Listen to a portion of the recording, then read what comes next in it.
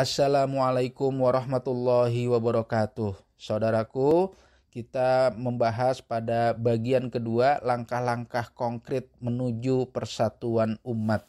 Pada bagian yang pertama yang lalu kita sudah membahas betapa kerasnya perintah Allah agar kita bersatu dan betapa kerasnya larangan Allah agar jangan kita berpecah belah. Itu artinya dosa bagi orang yang suka dengan perpecahan. Kini bagian kedua kita bahas adalah apabila kita bertemu atau melihat ayat-ayat Allah baik dalam Quran dan Sunnah yang qat'i, yang muhkamat, yang sudah sangat jelas kandungannya, tidak ada perbedaan ulama dari dahulu sampai hari ini. Maka apabila ada ayat-ayat atau nas-nas seperti itu, tugas kita cuma satu, yaitu sami'na wa ata'na. Kami dengar, ya Allah, kami taat. Innama kana qaulal mu'minina idza du'u ilallahi wa rasulihi liyahkuma bainahum ayyaqulu sami'na wa ata'na. Sesungguhnya perkataan yang paling pantas bagi orang yang beriman apabila Allah dan Rasulnya menyuruh, dia mengatakan, kami dengar, ya Allah, kami taat. Wa ma kana lil mu'minin wala mu'minatin idza qadallahu wa rasuluhu amran ayyakuna lahumul khiyaratu min amrihim wa may ya'sillaha wa rasulahu faqad dhalla dhalalan mubina. Tidak pantas bagi seorang beriman laki-laki atau wanita apabila Allah dan Rasulnya menyuruh akan ada pilihan lain. Sami'na wa pilih-pilihna, sami'na wa timbang-timbangna, sami'na wa pikir-pikirna. Enggak pantas. Yang pantas adalah sami'na wa ata'na. Kami dengar, ya Allah, kami taat. Itulah syarat persatuan.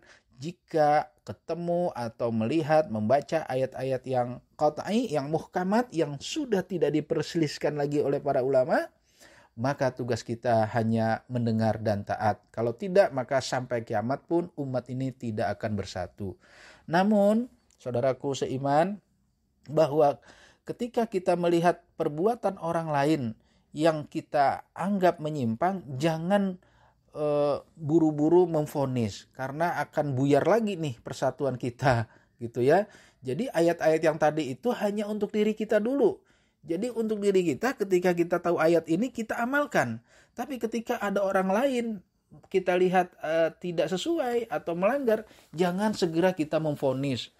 Karena memvonis ini sangat berbahaya. Apabila salah, na'udzubillah, lebih berbahaya lagi. Kenapa? Karena ketika kita melihat kejadian, banyak sekali sudut pandang yang harus diperiksa. Mungkin pada saat itu kita melihat hanya dari satu sisi. Harus diperjelas dari semua sisi apa betul orang-orang itu melanggar. Mungkin karena tidak sengaja, mungkin karena dipaksa, mungkin ada faktor lain. Masih banyak sekali peluang-peluang kemungkinan kita tidak harus memvonis lebih dahulu. Nah, karena itulah mari sama-sama jangan menjadikan ayat-ayat yang qat'i ini untuk menjas orang lain, memvonis orang lain. Tetapi kita jadikan untuk tausiah pada diri kita dan juga tausiah pada orang lain tanpa harus memvonis, menjas, apalagi mencaci maki. Semoga langkah yang kedua ini sangat baik untuk kita agar umat manusia ini, wabil khusus orang-orang yang beriman, bisa kembali bersatu dengan cara dia mentaati ayat-ayat Allah dalam Quran dan Sunnah. Apabila ayat-ayat itu sudah sangat pasti dalam isinya, tidak ada perbedaan pendapat.